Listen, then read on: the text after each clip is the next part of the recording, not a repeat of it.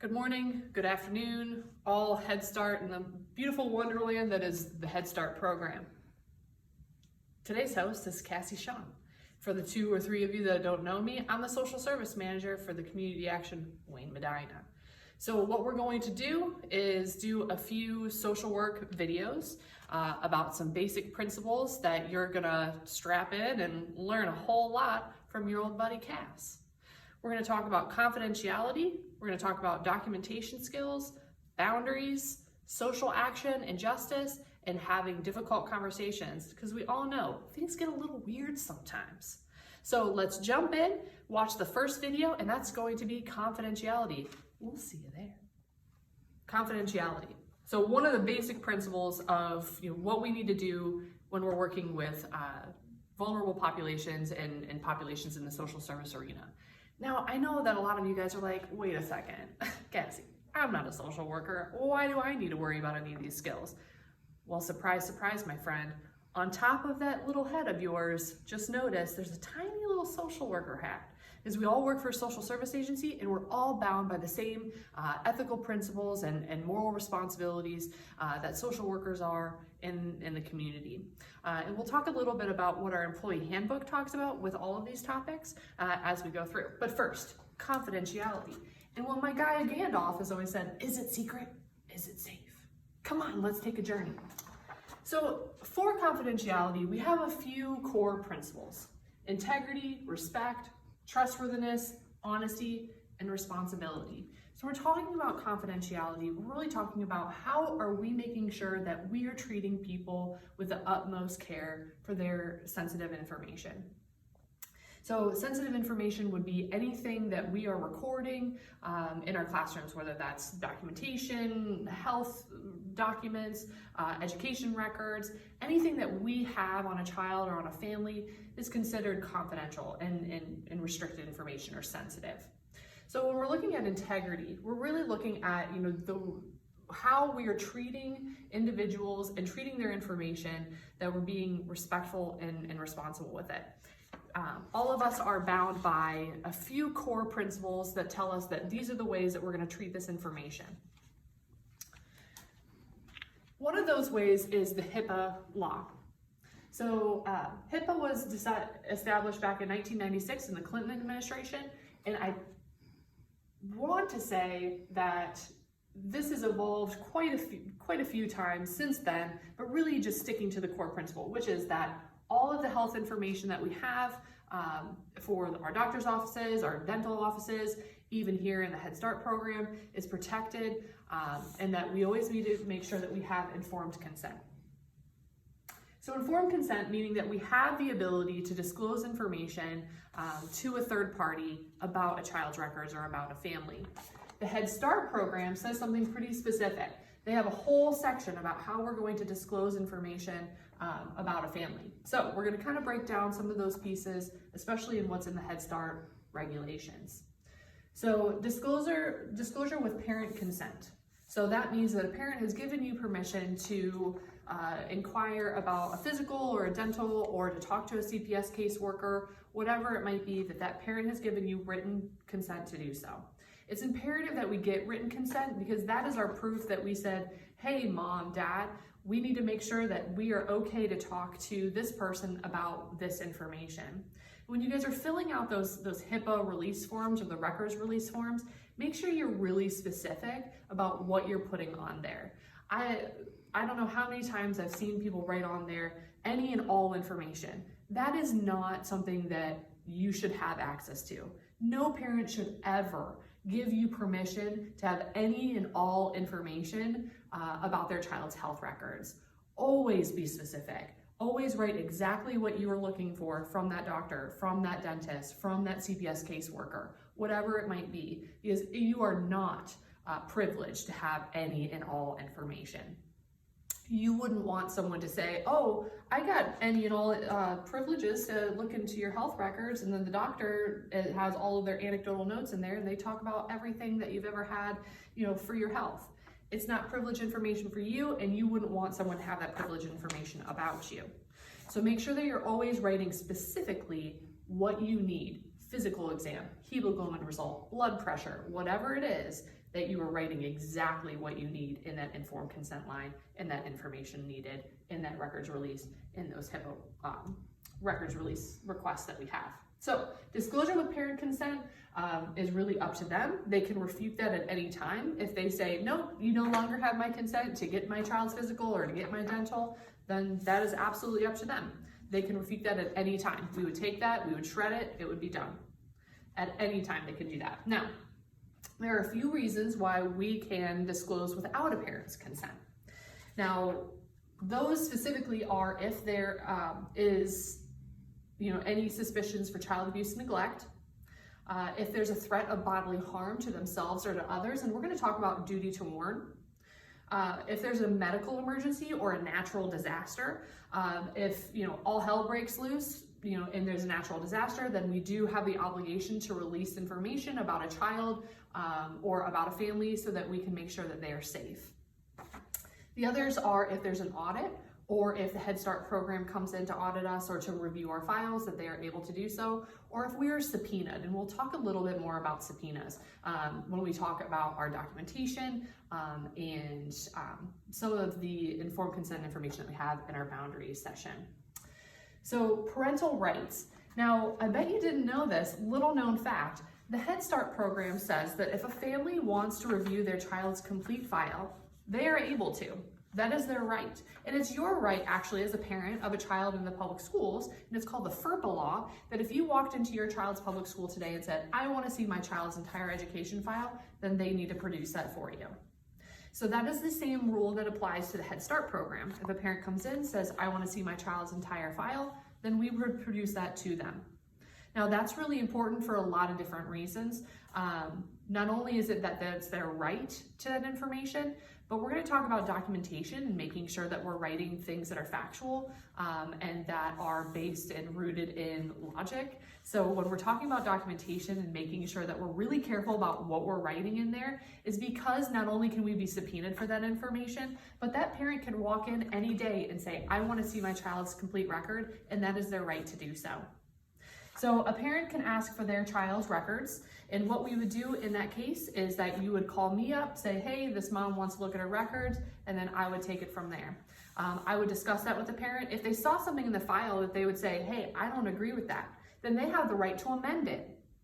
And so what that would be a hearing, and what we would have is we would have a mediator, we would have the parent, and then we'd have community action representation. And we would go over, what they wanted to amend, why they wanted to amend that, and then we would put that into the file. So parents have absolute right to look at anything that we're putting in their children's information. And then back to duty to warn, which we kind of talked about. Now, duty to warn is the obligation that we have that if someone comes into your center or says to you on a home visit, when my husband comes home, I'm going to knock him over the head with a club and I'm going to drag his carcass down through the yard. You have a duty to warn to tell that person that something is going on. Now, how that looks is a little bit different depending on the situation. So if someone has said that they are going to threaten someone else, or if they say, I'm suicidal, I'm going to harm myself, I'm a risk to myself, or I'm a risk to my family, then we have the obligation to call a crisis line or to call the police. So if that ever happens to you, that you're like, wow, this seems weird, this seems like this might be serious, then please contact your OM or me or Kelsey, and we'll walk you through the steps on how to handle that. Hopefully that never happens to you, but we do have the obligation to warn the officials about any kinds of threats, whether that be to someone else or to themselves. Now, we're not going to call up that husband and be like, hey, bud, the other day your wife was talking crazy and she said you're going to just club you. No, that's not what we mean about you calling and warning that person. What we mean is that you're going to take the active steps to contact law enforcement. That is not our jam. We are not law enforcement, right?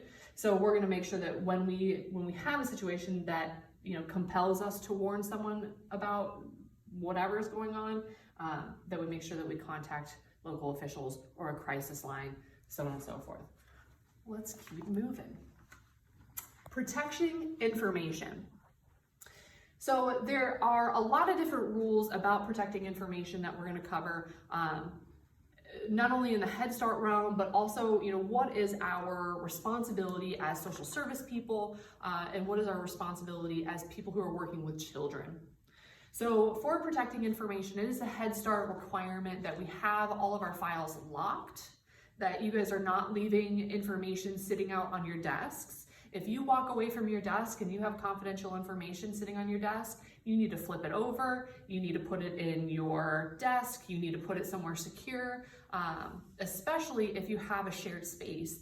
You never know if you're gonna be sitting at your desk, you get up to go to the restroom, and in walks a parent, and then a parent is sitting at your desk. That often happens because we have shared spaces. You certainly wouldn't want that parent to look over and see a child's health history that is, not privy to that information. So make sure that you are taking extreme caution about protecting that information while you're in that center. Make sure your filing cabinets are locked at the end of the day. A lot of you share spaces with churches. You do not want anyone walking into your center and being able to access your child's information. And making sure that you're protecting that information while you're at the center and being cognizant of how you are displaying that information and taking care of it. Again, it's all about how would you want to be treated? How would you want your information to be treated? And that's how we expect you to treat others' information. So soliciting information about a client, big no.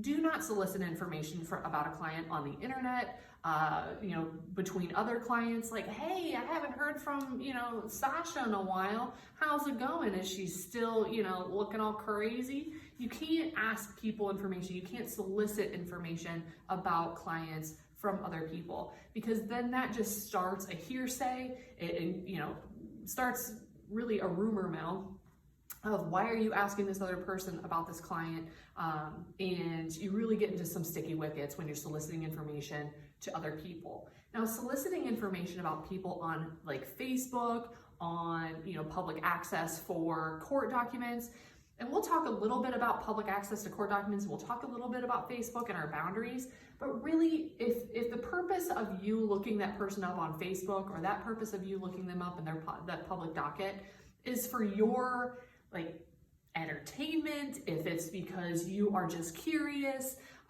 or if it's just something that you're like, you know what, guys, let's just check this guy out. That is not information that you should have. And it's not information that you should be privy to, because what it's going to do is it could sway you one way or another. And honestly, we have to treat people with dignity. And if we're soliciting information about a person to meet our own end for the information, then we're not showing that person that they have dignity. We're treating them as a subject, okay? So we do not allow that solicitation of information. Privileged communication and need to know. Now, privileged communication means who is privileged to have this information. In my professional ethics trainings, which a lot of you have had if you've been a new employee over the past 4 years, is that privileged information really comes from the need to know basis. Who needs to know this information? And we need to really be careful even with our own team, with our peers at other sites. Do they need to know what's going on in a family's life? No. So ask yourself, anytime that you're about to say information about a client, do they need to know this information? What are they going to do with this information? And is this really upholding the dignity and worth of a person if I'm going to share this information? Because what we can do is really cause a lot of harm if we are going around and telephoning all of our friends and all of our coworkers and our peers about what's going on in families' lives. What that does is cause an awful lot of stress and strain. One of the examples that I give that is really the most evident thing that had happened to me in my career was when a family came in, mom was upset, and she had released information to one of the staff people in the center that she had contracted an STD. And she was really upset about it, and it was really on her mind. That staff person took her, let her, get her kids' coats off, backpacks off. The mom left, and that was the end of it. So later on that day, when that mom came back, every staff person in that center is like, did you hear about that? That person could tell that every single person in that center now know that she had contracted an STD. Does anyone need to know that information? Did anyone need to know that person's business? Was that privileged communication that person felt that whole center needed to know? No. And what that did is that caused a rift in that person's trust. We were not acting with integrity. We were not acting with responsibility for that person's information. And then that person then dropped their children and left because they didn't want to be in a place that was so casual about that person's confidential information. Okay, so make sure that when you're communicating with each other, that it is something that you need to know. Now, countertransference and communicating about what's going on with families is a healthy thing. And it's healthy to discuss with your peers, what is going on with the family as it pertains to the professionalism. What the difference between professional communication and privileged communication, or that need to know basis and doing it wrong, is the why. Why am I telling this person this information? Am I telling this person this information so that I could have some peer support, so that I could have someone to really, bounce ideas off of, or because I need a vent, or, because I just need, this person to understand, what's going on with this family so that we can help them better? Or am I saying this to get a joke or a goof and a gaff on them and just be like, oh, like, oh, did you hear about this mom? What a loser. Like, that is wrong. It's not upholding the dignity and worth of a person. All of the families that we work with have a lot of things going on. It's sensitive. They're vulnerable. They have a lot of baggage. But going around and gossiping and goofing about families is not venting. It's not professional. And it's not something that we at Community Action want our families to do. Because if a family walks into the office, oh, hey, everybody, and everyone's laughing and goofing about a family and what's going on about them, how does that family feel? Even if that's not information about them. If you're so careless with their information, why would they tell you anything? And when we're working with families who live in extreme poverty, relationships and trust are paramount. If they don't have a relationship with you and if they don't trust you, then they're not going to tell you anything. And we all know, the more that we know and the more that we understand about our families and what's going on in their lives, the better able we are to help them. And that's what we're here to do. We're here to help dissect all of those things, help them build relationships that are positive, help them build trust with social service workers, that they can come in and tell us that they have issues so that we can help them mend those and get the services that they need. So if we are not treating people with dignity and worth, then we're not upholding confidentiality and we're not acting with integrity. So that's a lot to take into consideration. Make sure that you're making good and well-informed decisions when you're talking to each other, when you're talking to others, when you're contacting a medical office, when you're talking to grandma who does not have custody of that child. Make sure that you're really careful and you're working all of those things through this filter. Do I have permission to divulge this information? Is this information privileged information? Am I upholding the dignity and worth of a person if I share this information with this person, with this entity, with this third party? Make sure that you're acting with professionalism, because confidentiality is something that we can all get in serious trouble for if we aren't doing it in the right way. Not only is it something that could, ensue a federal investigation, if we are not upholding it to its utmost degree, because we know that Head Start expects, this level of purpose and of accountability. But we could also really hurt people, and we have the duty not to harm, right? That's a Hippocratic oath. Not that you guys said, I work for Head Start and I swear that I will not harm anyone. No, we don't expect your Hippocratic oath, but we do expect that you're treating people with kindness and care. Why would you get in this business if you said, you know what, I'm going to go work for Head Start and I'm going to cause a ton of harm? That is not the purpose, and we know that that's not what you guys want to do. It's not always purposeful when you cause harm, when you breach confidentiality. So think about it, filter it through that little prefrontal cortex that you have in your beautiful little brain, and let's make really good and informed decisions about confidentiality. Stay tuned for the next video. Part 2, we're going to talk about documentation. So documentation is like a hamburger. When it's good, it's very good. And when it's bad, it's better than nothing. All right, let's take a journey. So documentation, quick tips. So when we're talking about documentation, we're talking about anything that you guys are writing in a child's file, okay? So whether you are writing anecdotal notes on a home visit record, whether you are putting in a routine contact, when you're entering in a health routine contact, anything that is in that child's file is considered documentation. So all of these happy, helpful rules are going to be what you're going to utilize when you're writing anything in a child's file. Even if it's a handwritten note and slipping it into that file folder, we need to make sure that we're upholding these rules. All right. So the first thing is always write in third person. Family visitor, teacher, family service specialist, talk to mom on da-da-da-da-da. Using third person will help you be more objective. And when you go to court and when you have to talk about documentation, which hopefully none of you have to do, but eventually that could absolutely happen to you, you want to make sure that that documentation is objective, and working in third person and writing in third person is the best way to do that, okay? Too little or too much. Make sure that in your documentation that you're not writing, you know, a complete novel about what has occurred when a child was dropped off.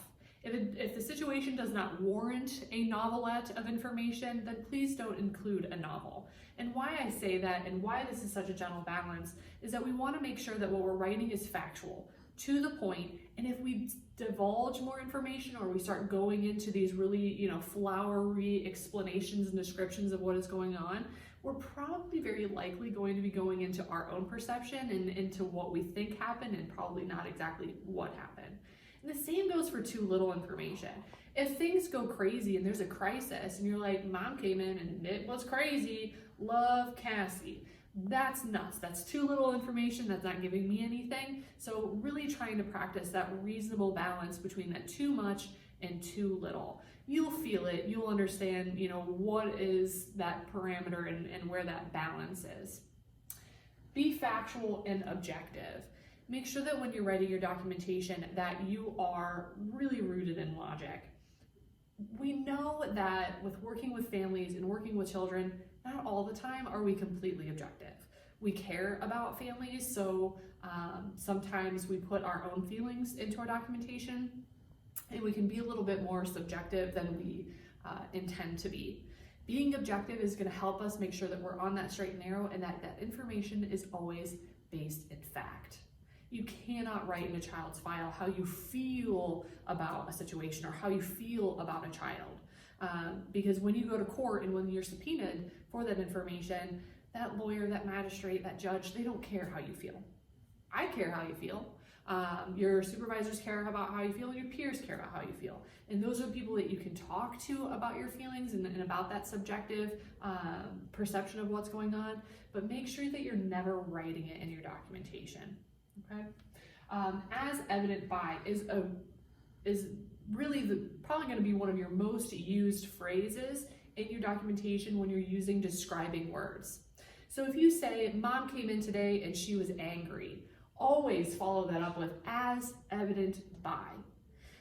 And we do that because we want to make sure that if we do have to take this to court and we are subpoenaed and a lawyer says, hey, you know, you said in here that mom was angry. Well, what does angry look like? Am I angry at you? And, you know, what is angry to you?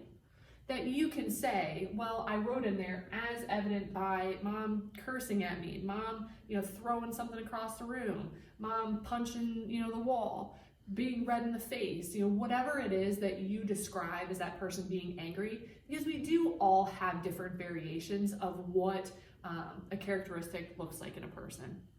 So if you're going to put in there that a child seemed upset, you know, mom seemed sad, you know, whatever it is, or parents had a confrontation, tell us what that looked like, you know, and explain that as evident by parents yelling, you know, cursing at each other, you know, throwing stuff, God, I hope that these things never happen, but I don't know what kind of examples to give you other than the extreme on the line here. So make sure that you're always using that phrase as evident by. This is imperative for these kinds of examples too. Never use drunk, high, messed up, this person came in and she was wrecked. No, do not use those words in your documentation. If you're going to say that someone is under the influence of alcohol or drugs, then you need to use this phrase. Ready? I suspect, and you suspect why? Because you're not a doctor and you're not a police officer, and though we may know what marijuana smells like, we may know what alcohol abuse looks like, we don't always know 100%. So you always have to say, I suspect. I suspect that mom was under the influence of alcohol, as evident by the strong smell of alcohol, mom slurring her words, unable to walk through the center without being assisted, whatever that might be. Always make sure that you're using as evident by. Because if we get subpoenaed and your documentation said, mom came in, she was drunk as a skunk, love Cassie. That lawyer is going to say, how do you know that she was drunk? Are you a cop? And they're going to throw that documentation out. And especially if it's something that is as important as substance use, we need to make sure that we're handling that the right way and that we're doing that diligently by using these phrases so that it is ironclad if we ever had to take it to court, okay? Use direct quotes. Sometimes families are going to say things to us that we can't summarize. We can't put it into documentation, and you're like, how do I even summarize this conversation that I've had with this parent? Use direct quotes. Mom said, quote, I am going to, whip this phone across the parking lot, whatever it is. Make sure that you're using those direct quotes. If someone is texting you and they're texting you information, you're like, I don't even know how to summarize this, throw it all into direct quotes.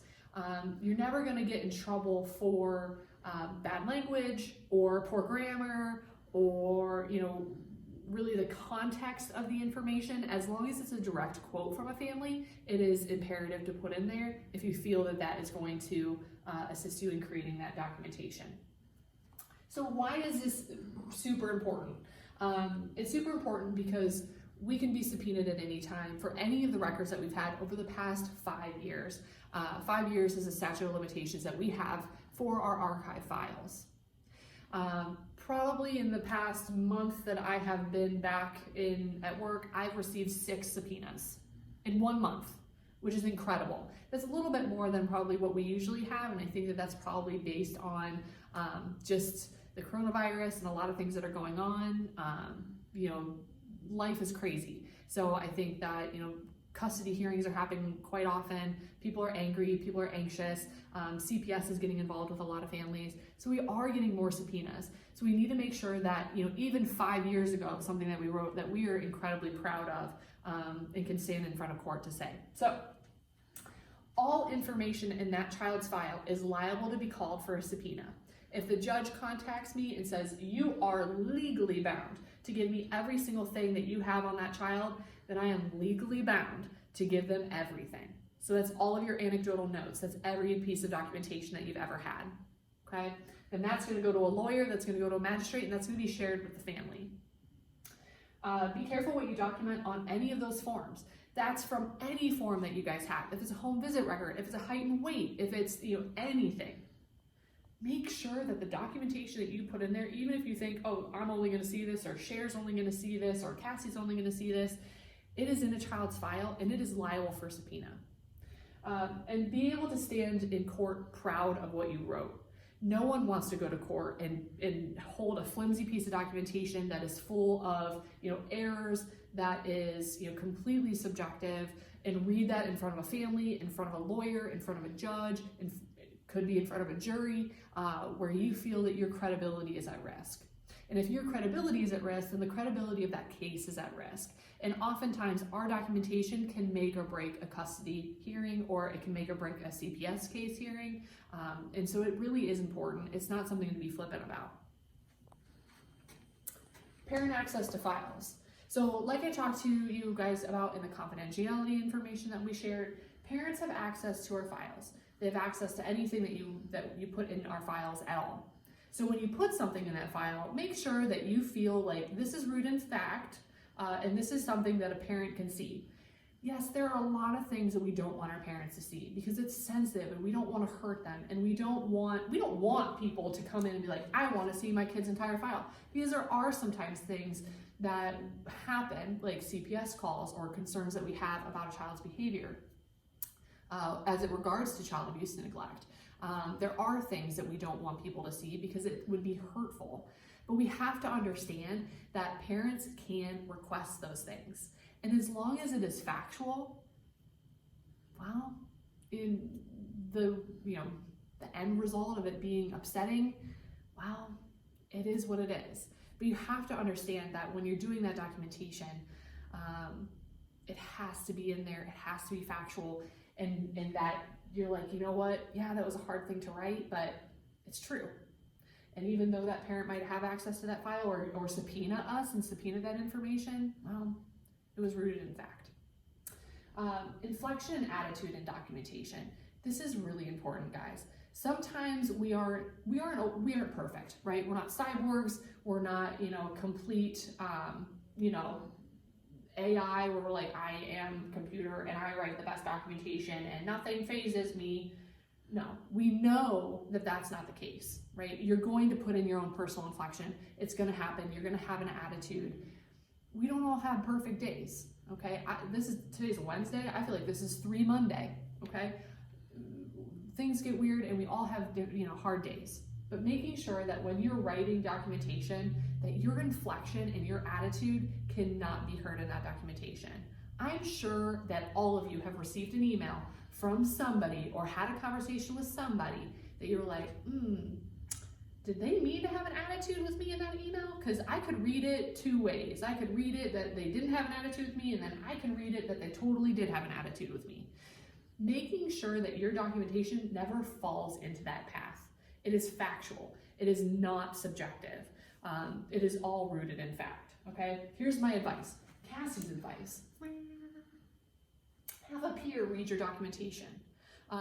If you're concerned, you're like, man, something bad happened, I'm not particularly happy with this family, or I'm really stressed out, or I'm having a bad day, have someone else read that documentation, because then they can say, oh girl, I would like delete like all of this and like just leave it here. Or even yourself, reading it in a different tone. Reading it in a different tone might help you find that error. Call me up, call Kelsey, call any of your supervisors and say, you know what, gosh, this just feels icky. If your documentation, you walk away from the documentation and say, that was icky. Don't publish that. Don't put that in a child's file. Nothing in your child's information and in your documentation should you use the word you, okay? All right. Now here's where we're gonna get a little preachy on the soapbox. This is my moral compass. We all have one, right? We sometimes, we have very strong ones, and sometimes we have kind of flippant ones, and it depends on the situation. Now here's my moral compass as it regards to documentation. Now what I have here on my, I don't know, what would you call that? Turnstile, what would you call it, an arm? Fact. Is it fact? And sometimes in our documentation, we add in our own perception. We add in, kind of our feelings of burnout and disengagement. And we'll kind of talk about those things when we talk about boundaries. But where we are in our work with families and where we are in our day, in our personal life, because guys, we spend a ton of time here, and we are always going to have some things that are going on in our personal lives that are going to affect our performance. That's life. Again, we're not cyborgs, we're not robots. Those things are true. We're going to have experiences that are going to make us feel one way or another about a situation. We're going to have strong moral feelings about what's happening in a child's life or how a family is handling a situation. So make sure that when you're looking at your own moral compass and you're writing that documentation, that you really are rooted in fact. Because if we get subpoenaed and that lawyer looks at it and says, this is complete and utter, moral obligation, this is your perception, this is you not being professional, this is you being a person, then the information that you wrote will get thrown out. And again, that could be what makes or breaks that child's case. So making sure that you're using your moral compass when you're using any documentation.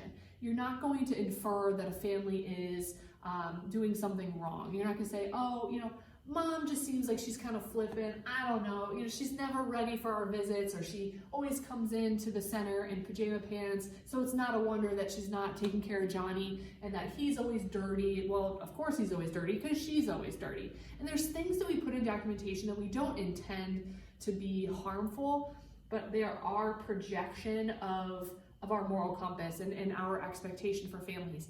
Especially, and I know that you guys will find this to be true, and I know that I found it true in my career, is when you're disappointed. When you're disappointed that a family didn't do something that you needed them to do. I really needed this person to go and get this child's teeth fixed because this child needs it.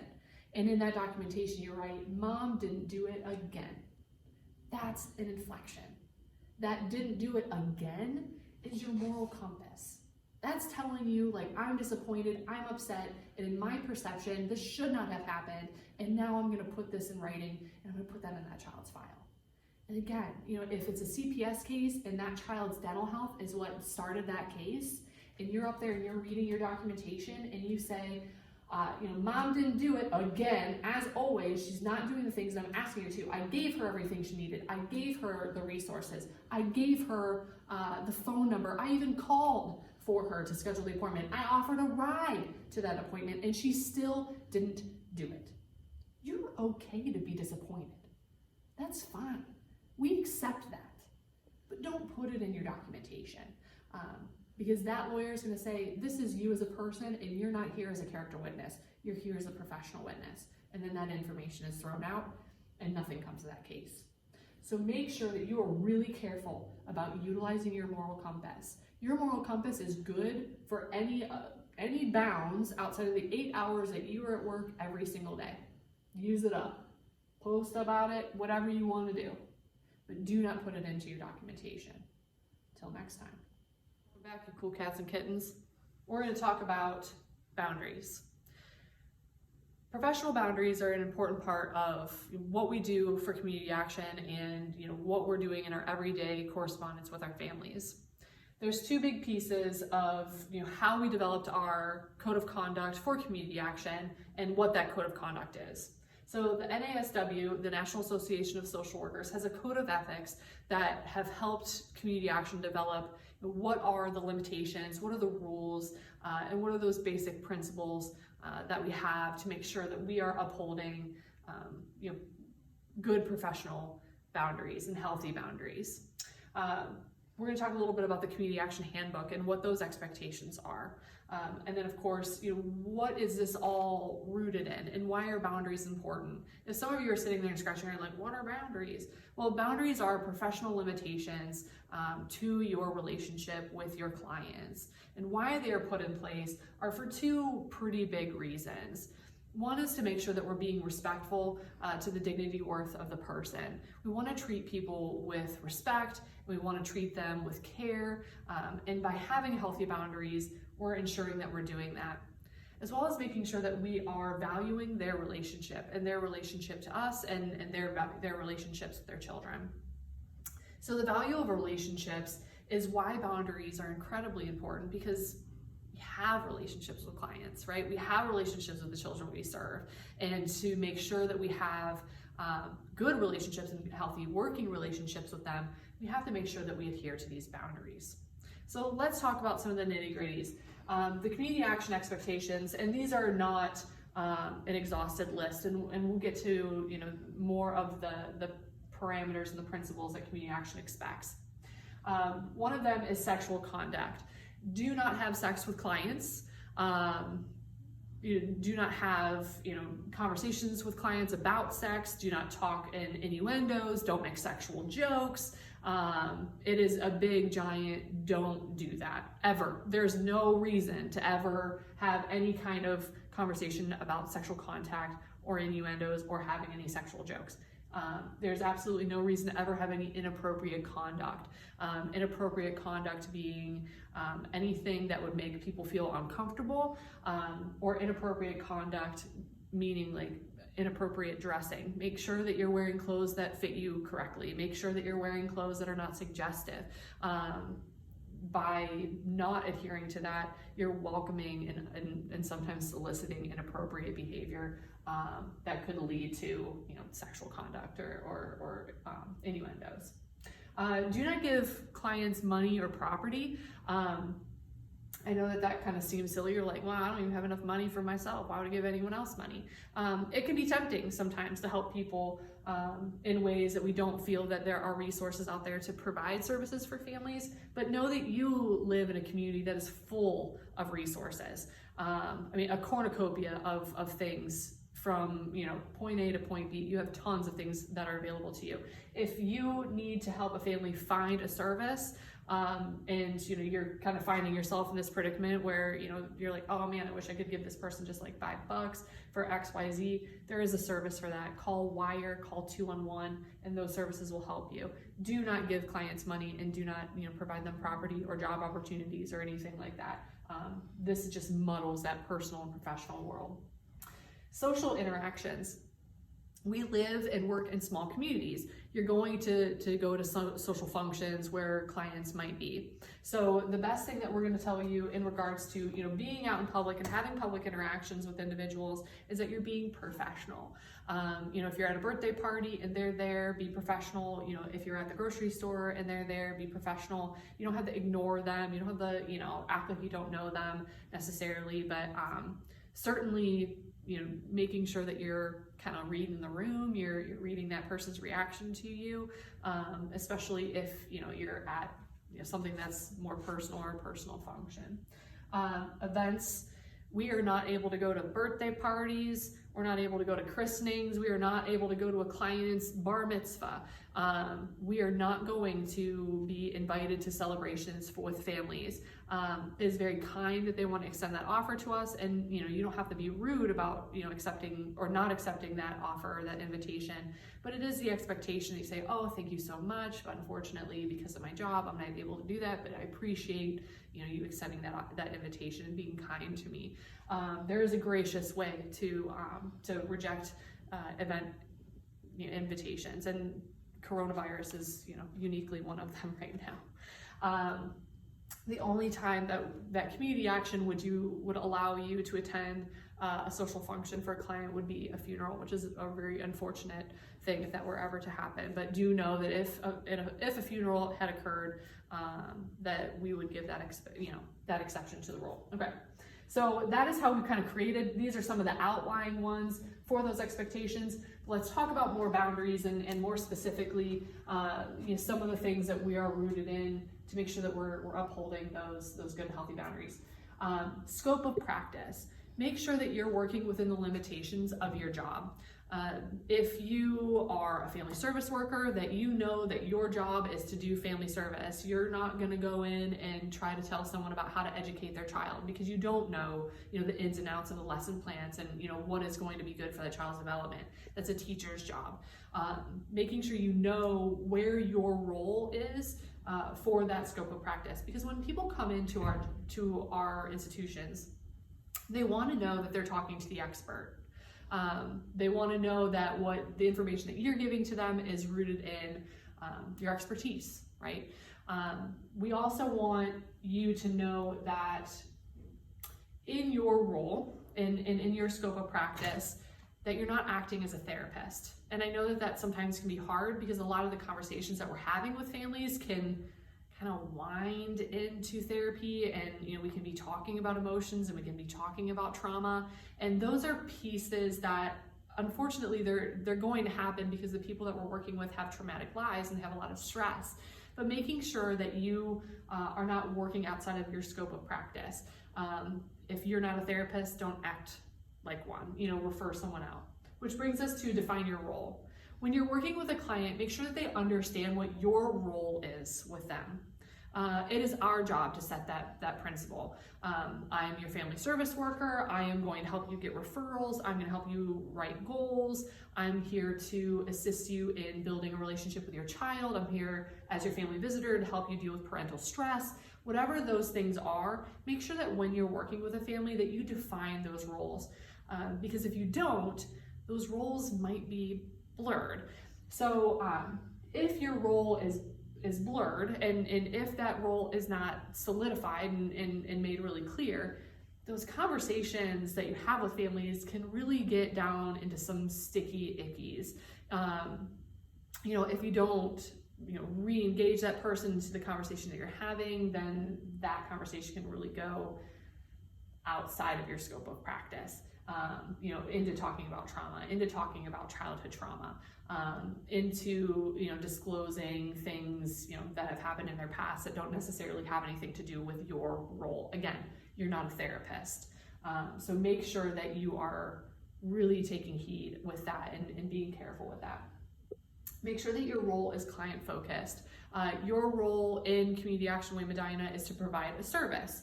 Your role is not to have self-gratification, like, oh, look at me, I'm helping people, what a wonderful person that I am. That is a focus on you. That's not a focus on your client. Your role is to serve them, okay? Disclosure and personal disclosure. So we're gonna take a trip down to some other whiteboard guys down here. We're gonna do this quite a bit, so I hope you guys don't get sick. Ready? This is our personal and professional. This is our professional Pete, and this is personal Pam. So when we're talking about personal disclosure, there's a lot of times that we can kind of be in the thick of it and in the mud here between professional and personal. If we're talking about disclosing personal information like, oh, you're having a stressful time with your child. I remember, having a 2-year-old and it was really tough. And, I remember those terrible twos. That is a little bit of a personal disclosure, but you're using it in a professional way. So you're using it for a means to an end, right? So in your conversation, you're disclosing that to help you get into that professional realm to meet that goal or to make that point. But the same example, if you say, oh, I totally understand that stress. I have a 2-year-old and I have a 5-year-old and they go to kinder care and they're there from, 5 a.m. until 5 p.m. every day. And, this is when I pick them up. And, my husband's just kind of a jerk and he's a lazy bum. And, that is really getting into the personal realm. That is not helping your professional means, right? So when we are looking at a lot of these examples, we're going to come back to professional Pete and personal Pam here, because I wanted you guys to know that there are gray spots and there are times that personal disclosure is helpful in your professional life, but there is absolutely a line and things can get weird really quick. All right, let's go back.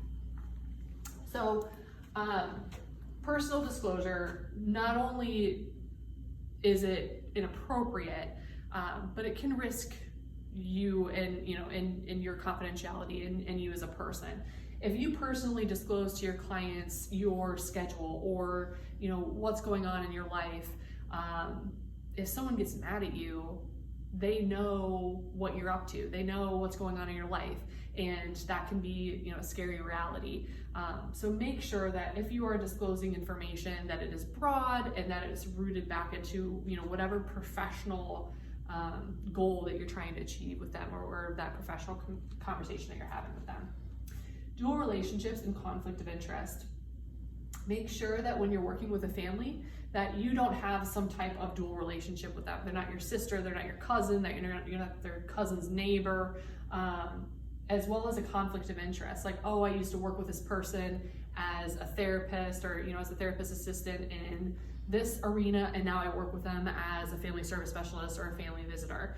That is not okay. And what that does is it confuses those roles, right? So when you have a role and you've defined it, I am professional Pete, and you're my client, and these are the things that we're gonna work on. And then all of a sudden they're like, you're not professional Pete, you're personal Pam. Like I grew up with you, and I know your mom, and I used to clean your house, and I did all of these things with you. that's a dual relationship that's really going to mess up your role. And it's not the client's responsibility to uphold that parameter. It's your responsibility to uphold that parameter. And those dual relationships can make things get weird really fast. So make sure that when you are working with clients and when you're meeting new clients, that that is not a conflict of interest or a problem. And if it is, then we can do some rearranging. Of course, you're going to know people in your community. You're going to work with people in your community. There are going to be things that you're tied to, their third cousin removed. But as long as you feel that that relationship is not going to be a conflict, then that should be okay. But again, use your little brain pan and kind of figure out if that's going to be a problem or not when you're defining your role with that person. Work hours. Work hours are incredibly important. We give them to you for a reason.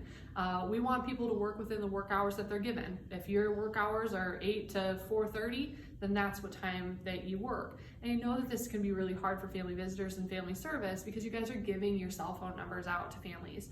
And that's okay. We can only use the tools that we're giving. But what we want you to do and what's going to be helpful in your boundary making is that you don't answer those texts at 10 o'clock at night or answer those texts on Saturday. Because if you're doing those things, you're going to burn yourself out. And we're going to talk about those consequences of having bad boundaries and kind of what that looks like. But make sure that you are always working within the work hours that your supervisor gives you.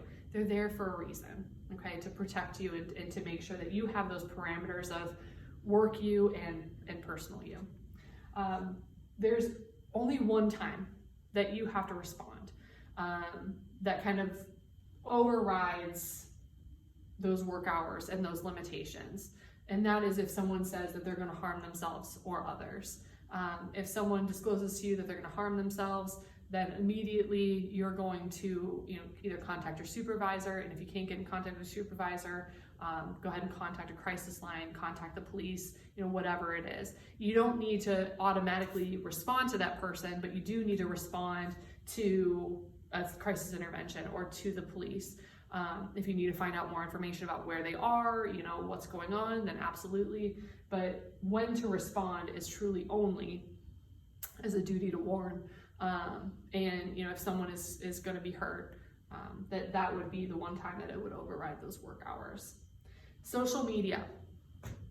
There is one time that you should be utilizing social media for your clients. And that is if you have to, that you are using Facebook Messenger to talk to families because they don't have a phone or they're only using internet access, whatever it might be. That is the only time that you should be corresponding with anyone on social media. You should not be friends with your families on Facebook. So today, make the commitment to remove those families off of your Facebook. If that is an active family and community action, they're actively involved in the Head Start program, it is not okay to have them on your social media, period. It is not. You are not their friend. And what they say on Facebook, right? This is my friends list. This is my, all of the friends that I have. They're not your friends. They're your clients. And this is to protect them, and this is to protect you. It is against community action policy to have your clients on your Facebook. No, I can't sit down and make you do that. I cannot put you in a headlock and be like, you better stop it, you rascal. You better put those people off your Facebook page. I'm never gonna do that. But just based on your own professional obligation to the families that you serve, you really should make the commitment to take those people off of your Facebook, okay? You are able to utilize Facebook Messenger. I'm never going to take that away. It is just what it is. Our families don't have unlimited access to communication tools. Sometimes we just have to look at them on Facebook. It is what it is. But do not friend request them. Do not accept their friend requests. If they're out of Head Start and they're gone, by all means, friend it up. Whatever you guys want to do. That is absolutely whatever, that is your prerogative. And once they're no longer clients of Head Start, then they are, they're just members of the community, and you guys can be best friends forever. You guys can get matching tats of a broken heart. She had BFF and then you'd have BFF. No problem there. But big problem to have clients on your social media, okay? And we can go back all the way. We can go all the way back. Is having friends of your clients professional or is that personal? Is your Facebook page a professional Facebook page or is it your personal Facebook page? It's your personal. And so that's where that line is. If it's personal, then it stays in personal. And we don't dip our pen in our company ink. You catch them drift, okay? So let's make sure that you guys are taking that commitment to disengage with social media. Okay, so some consequences and some symptoms of having bad boundaries, and there are quite a bit of them. So transference and countertransference are two really muddy places to be when you're working in the field that we work in. And because we work with a lot of feelings, we work with a lot of emotions, oftentimes, things can get really confusing. A lot of times people who get into social services have gotten into the field because they have experienced poverty or they have experienced something in their lives that have called them to the service. We're certainly not doing it for the money, right? So we're doing it for the feels. We're doing it because we know that, people need this assistance and that they need this help. So that connection to the emotion and why we're doing what we're doing can sometimes make us sick. And that's where transference and countertransference come in. So transference being the act of us projecting our feelings onto a client. If a client is mistreating their child, or you have had a traumatic experience of child abuse or neglect, and you see that this client is doing these things, and then you have a physical and emotional reaction to that. That is transference. You're projecting those feelings onto this person when truly it has nothing to do with you, but you've experienced things. That's a trigger for you, and you're re-traumatizing yourself through this situation. And that can certainly happen when you kind of allow those walls to come down. And know that boundaries are called that for a reason, right? Border walls, boundaries, they're there to protect us and to shield us from some of these things that can re-traumatize us and traumatize our families because of our reactions to them. So countertransference being that, we are reacting and interacting with clients based on the way that they're reacting and interacting with us, that we're not using kind of a blank slate idea with them, that we're experiencing trauma because they're experiencing trauma. We feel their stress, or we feel their crisis because they're in crisis, that now all of a sudden I feel like I'm in crisis, or even to the effect that you're going to treat them differently because of the way that they're treating you. They're soft and sweet, and they're wonderful, and you're like, oh, you're so wonderful, you're so soft and sweet. But then you have the client next to them who is a little bit harder, so you're going to be hard to them, and you're going to have a different personality with them. Really, the concept of having good boundaries is to have the same service to all people, regardless of who they are or who they remind you of, or what your trauma is when you're working with them, or what you've experienced in the past. Burnout and disengagement. And I'm sure some of you have felt that. I know that I have, especially when I was working in the field, and that was probably one reasons why I got out of working in the field, was that I got burnout.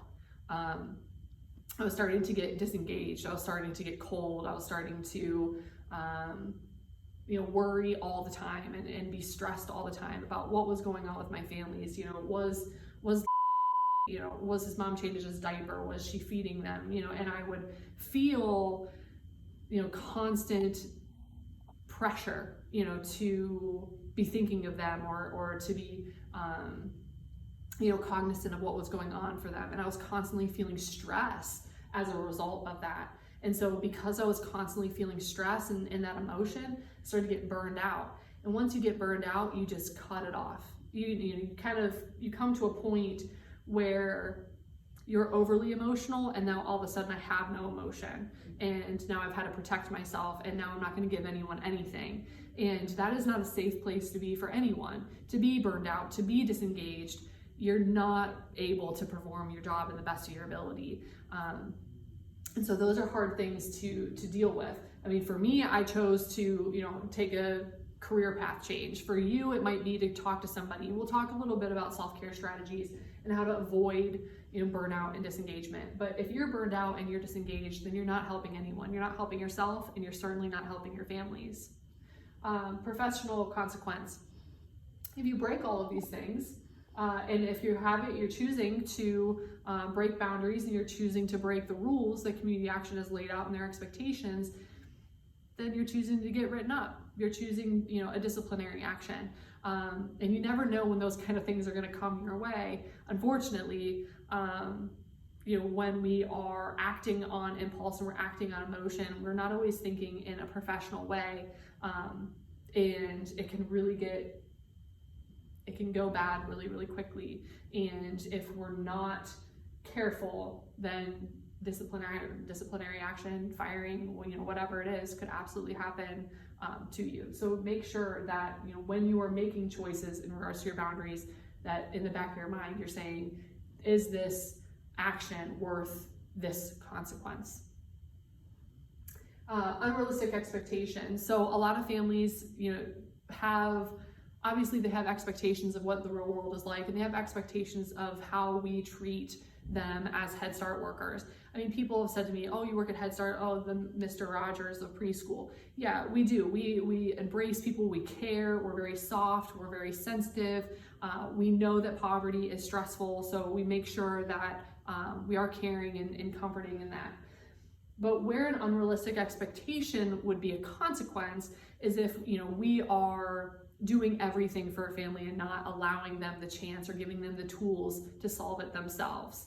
If, we are putting out the fire for every single, disaster, then we're not giving that person the tools that they need to make sure that they're, developing that toolkit and that tool belt for themselves. When they leave Head Start, it's gonna be a scary ass world when they're out there and they're like, whoa, wait a minute, I have absolutely no resources and I have absolutely no tools on how to help myself because, this person at Community Action always did everything for me and now I have nothing. And so that is our fault. That's not their fault. We did that. And that was our role. We defined our role as, I'm gonna help you, I'm gonna do all of these things for you.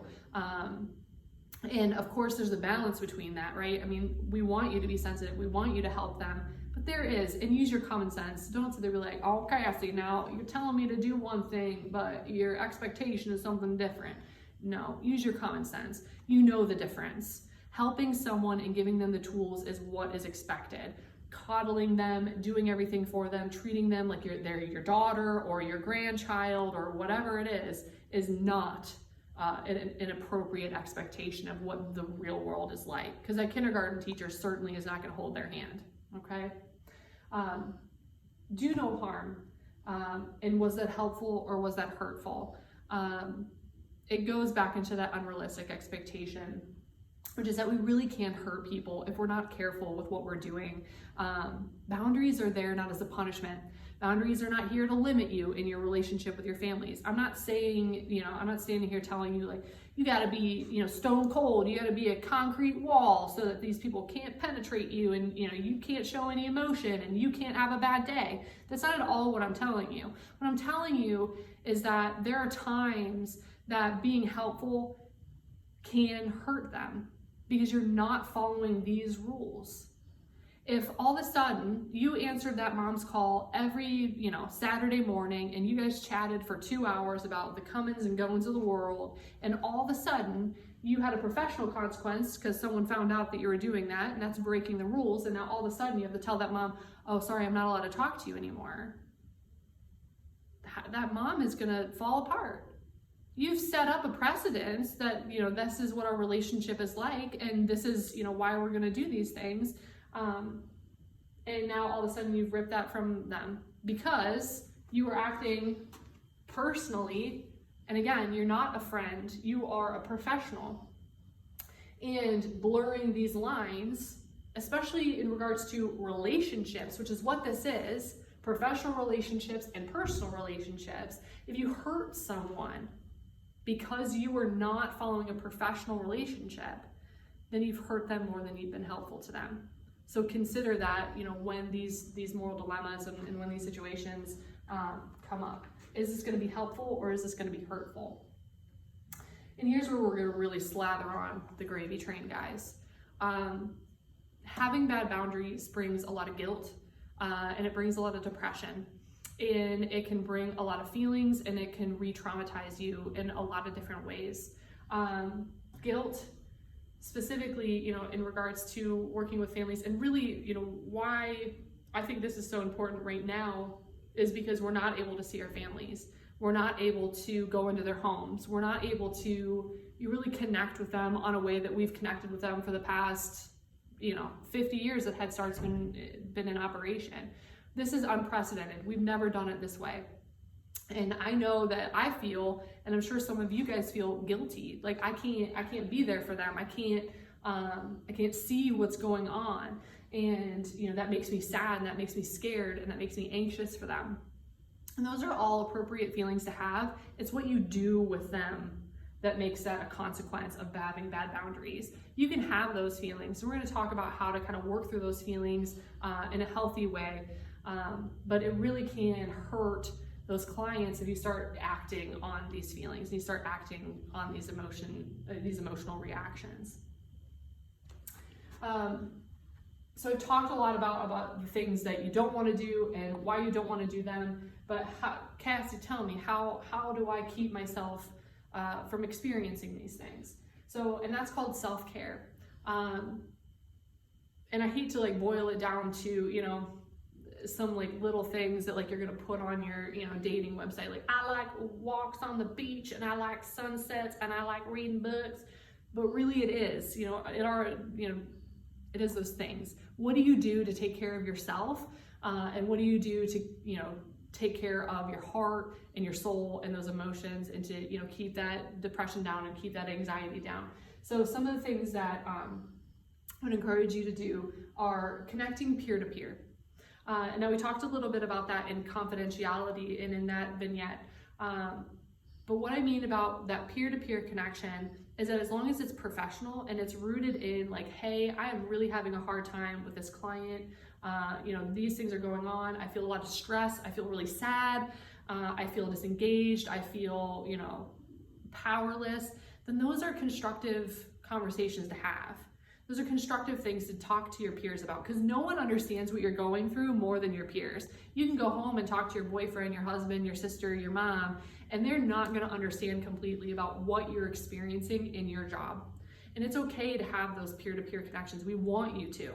Where the problem is if you're doing it for entertainment and you're like, you know, goofing and gaffing about it. You guys know the difference, right? So making sure that if you are going to communicate about it, that you're doing it in a professional way, and that it's there to, you know, alleviate stress and to vent in a productive manner, so that you feel better, not so that you guys are laughing and carrying on at the end of it. Exercise and healthy habits. Girl, if we all had a little bit of that, we'd all be feeling a heck of a lot better, right? Positive relationships. Find positive relationships in your life. You know, you don't want to talk to your one friend who's always a Debbie Downer. If you're feeling like a Debbie Downer that day, you know, call that guy who's, you know, glass half full, instead of calling the guy who's glass half full, half empty. Oh God, it's been a long day, guys. Find balance. That work-life balance is really important. If you don't have work-life balance, you are really going to struggle with your boundaries. If you're checking that email on Saturdays, you're working on Sundays, you're going to really tire yourself out, and you're going to have that burnout, and you're not going to save your best self for that Monday through Friday when you're supposed to be at work. Again, we give you those work hours for a reason. That's when we expect you to work. We don't expect you to work in other times. So find that balance, because it's crucial for you to have that, so that you can be professional for 8 hours a day, and then you can be personal. You can have these experiences, because no one is defined by their jobs. I mean, I don't know about you guys, but I'm working to live. I'm not living for work, right? So making sure that you have that disconnection is really important for your self-care. Ask for help. If you are struggling, and I know that, you know, when I was struggling, I asked for help. I asked my supervisor, and I said, you know, LD, like, girl, I'm going crazy here, and I don't know what to do, and I'm, you know, filled with all of these emotions. Asking for help really is powerful, because admitting, you know, that you're not perfect is hard, yes, but admitting that you're having a hard time helps other people realize that they need to help you give you some tools And one of those tools is obviously the EAP program. And Community Action has given you guys these sessions for therapy for these reasons. Obviously use them for anything. And asking for help isn't necessarily just related to your job related stress. If your life is stressful, ask for help. If something's happening, ask for help. Whether that be personal or professional, that's what that program is there for you. And girl, have yourself a CAWM moment, okay?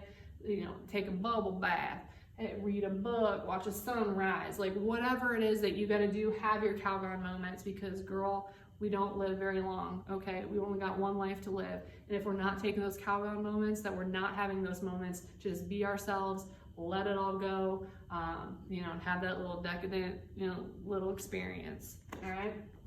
So those are really the top pieces of what the expectation is, not only from Community Action standpoint, but professionally in working with vulnerable populations of people, and what those consequences and symptoms are, how to prevent it, how to act on it, if it is happening to you. And know that, when we're looking at professional and personal relationships, that it does get gray and things happen that, you're not always, completely sure where this line is. But ask yourself, and I put a little cap on this guy for a reason.